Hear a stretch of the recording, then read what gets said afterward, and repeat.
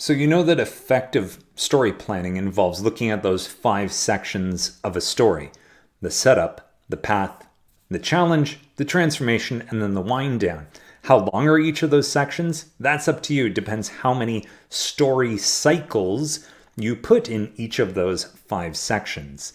The story cycles have 3 parts.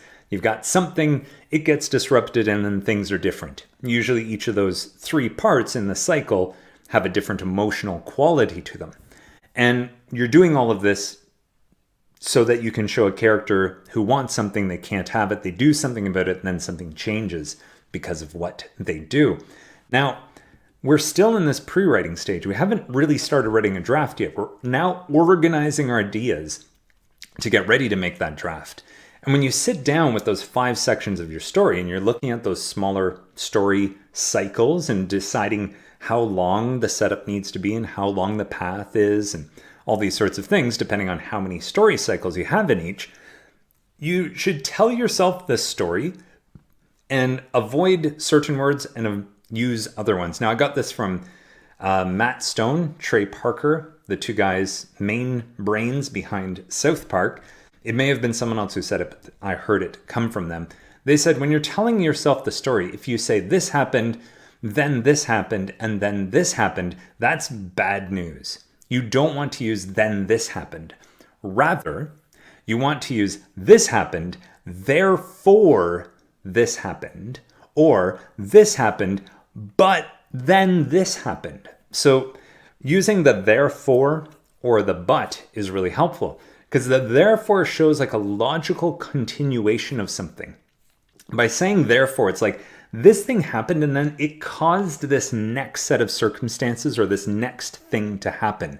So it means what has been happening is pushing and leading with momentum into the next part of your story. If you just use that lazier then this happened, it's kind of like a series, like a collage of just events where things that have happened aren't necessarily causing the next stuff to happen. And that's just less satisfying of a story. So yes, you want to use this happened, therefore this happened, or this happened, but then this happened, which sets in this other chain of events where things have been happening, but then something happens that changes the fundamental nature of the story. So you've got your 5 sections of the story: setup, path, challenge, transformation, wind down. Within them, you have varying numbers of the story cycles. You've got something, it gets disrupted, and then things are different. Well, each of those story cycles, when they end and begin into a new cycle, and when each of those sections of the story end and you move into the next section of your story, really you should be able to answer what's coming next with that therefore or but.